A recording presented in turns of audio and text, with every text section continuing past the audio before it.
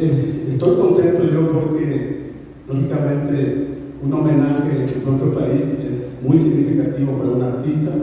porque es un aliciente muy importante y pienso también en aquellos que no pudieron ser homenajeados porque murieron en el exilio, por ejemplo, y es un poco triste.